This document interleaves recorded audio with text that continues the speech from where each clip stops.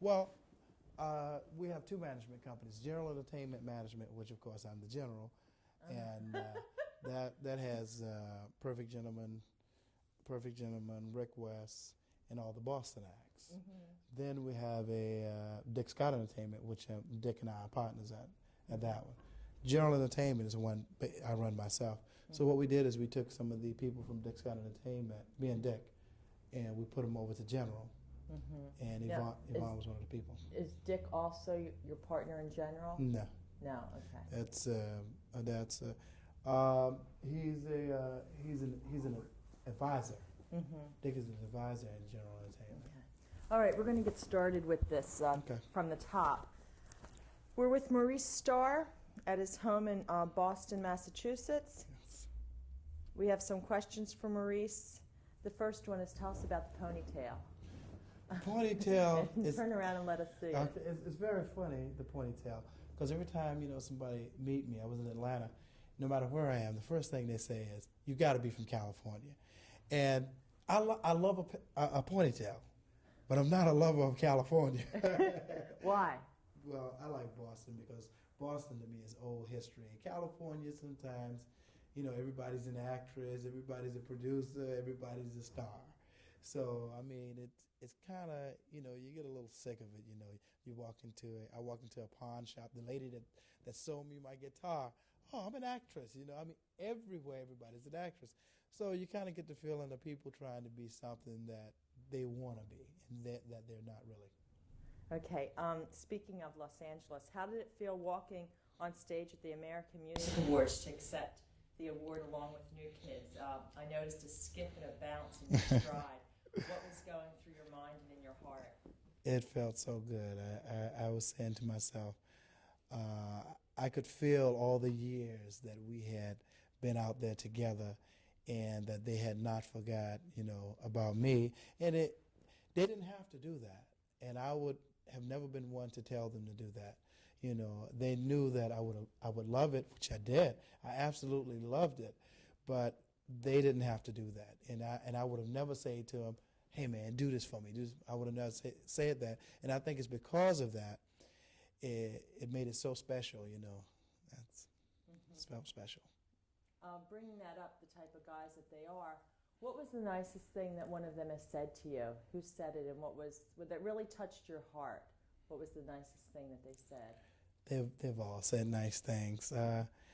The nicest thing, I tell you, they've all said some of the nicest things, but I would have to say it was that night that Donnie said, a lot of people have said a lot of things about this guy, hey, he's never been nothing to us but a good friend, and we want to bring him up. And so, to me, I could feel the vibe. I think that was because it was national TV, and to me, that was his honest, true feelings.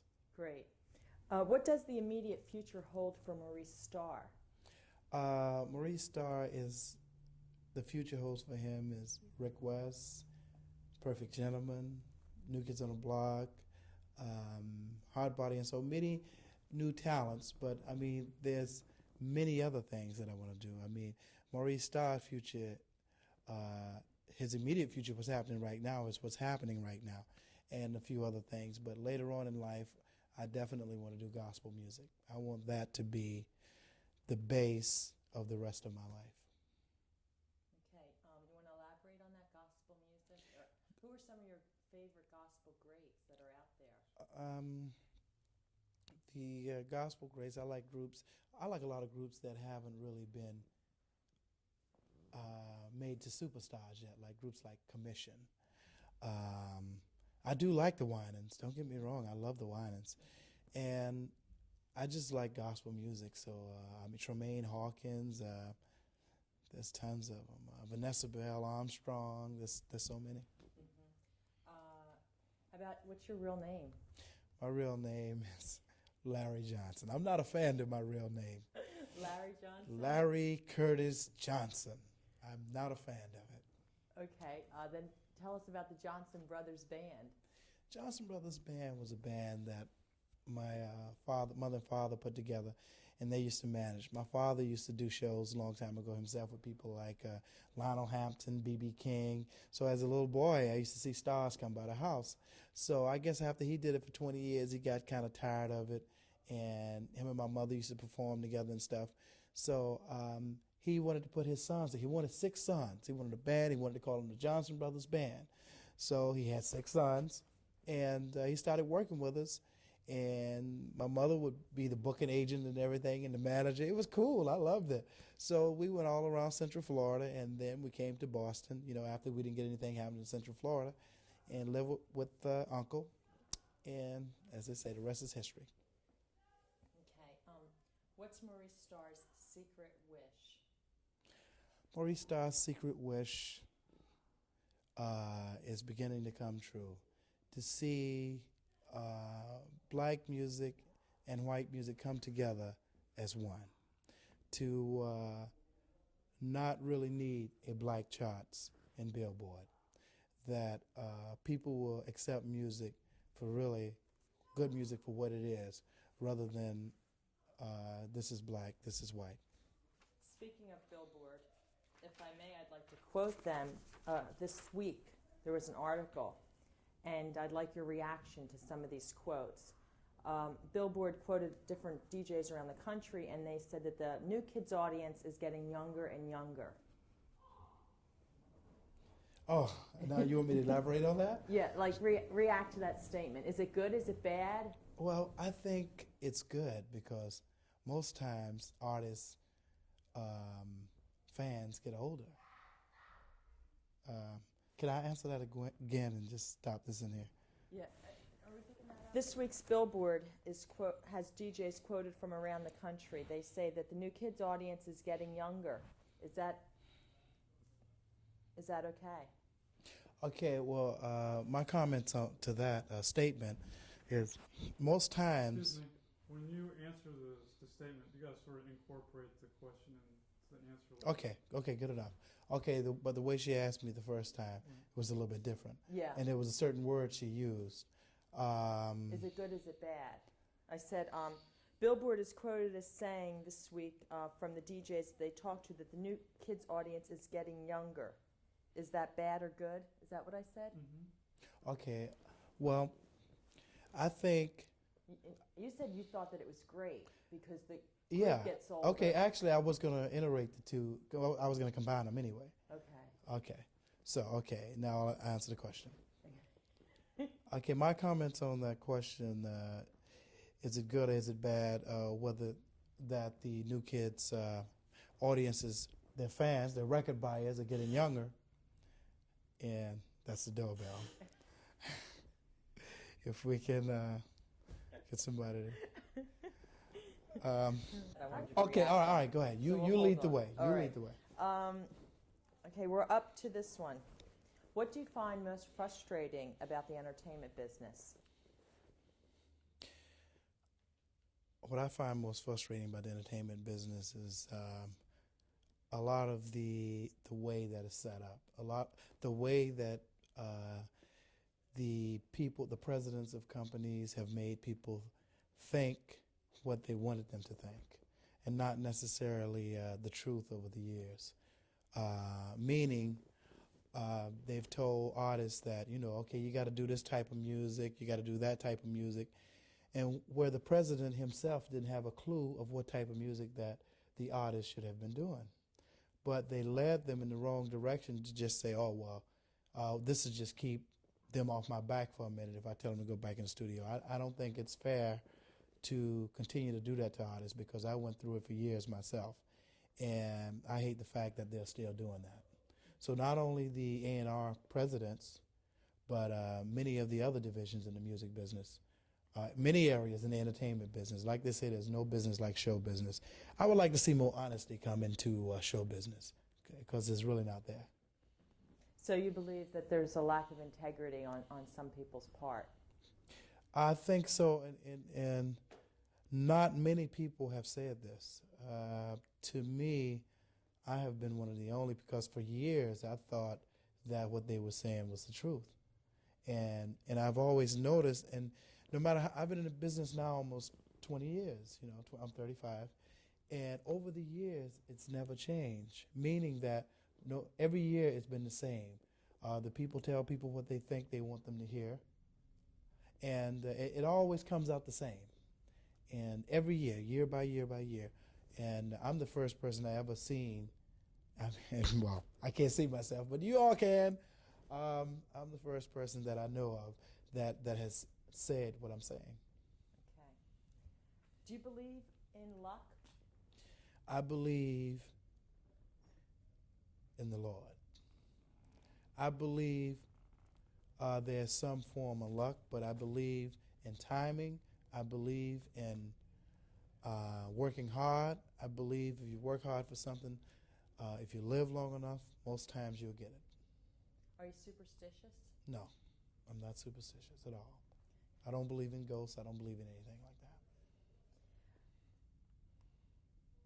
Who helped you along the way? I would say my strongest support was probably my mother. And probably there were people that helped me along the way. There were several people. You know, the guy in this club in the ghetto, the guy in that club in the ghetto, the little girl in the ghetto store, the man that owns the man downtown. I mean, a lot of people helped me along the way. I'll never say it was just myself, because you need help. A lot of little people who, to me, were very big people. Okay, and childhood memories? Tell us a little bit about your childhood. Childhood memories, I remember at 5 years old wanting to do what I'm doing now, most of what I'm doing. Well, I always wanted to be a star in the beginning. That's what I wanted to be. I didn't care about, I never thought I could be a producer in my wildest imaginations. But I always thought one day I would be a songwriter. And I felt in my heart that, you know, last year I was the #1 songwriter in the country, well, in the world, according to Billboard, Songwriter of the Year. I always felt like I could do that, especially by the time I got 9, 10 years old. But as a producer, I never thought I'd be a producer. I always thought I had to find producers. But I thought I wouldn't turn to a real, legitimate writer to years to come. But things happen. Everything happened at once. I became everything. Great. What made you decide to have the New Kids record Didn't I Blow Your Mind, the Delphonics hit? Why that song out of all the Philly sound? Why that song? I love the Philly sound. I mean, Philly sound is one of my favorites. But that was not my decision, and I'm not one to take credit for something that I didn't do.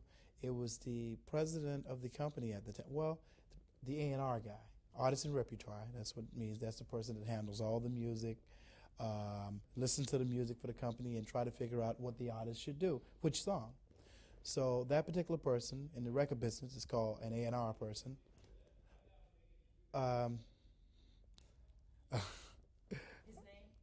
His name was Eric Nuri. Eric Nuri. And Eric really gets the credit for that. I can't take the credit for that. He was the one to say, man, if these guys do this song, it will be big. Matter of fact, I said, well, I don't know about it, you know. I would rather just do an original song. Matter of fact, that's the only song that New Kids did that I didn't write. Okay, right, okay. So you say you're a fan of the Philly sound, Gamble and Huff. What do you think of the vocal abilities of people like Gene Carn, Phyllis Hyman? I have produced Gene Carn. I produced the Closer Than Close album with Grover Washington Jr. And another fellow by the name of Terry. I can't think of Terry's last name, but he was real good, a young writer-producer. I think the vocal abilities of those ladies are incredible. I love them. If you got a tape, I'll borrow it right now. No, I love them. And along with Melba Moore, why do you think they have not had #1 pop songs?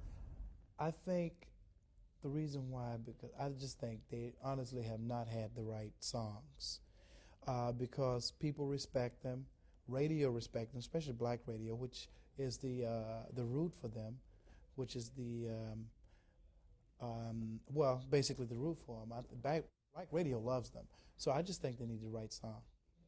And speaking of great female singers, do you have plans to produce a female act? I'm in the process of working with Donna Summers right now. I've just finished Tiffany's album, which is called Tiff's Back. Me and Tiffany wrote a great song together called Back in the Groove Now. Back in the groove now. Every time she's singing, I say, sing it, girl. So glad we're back together. I love it.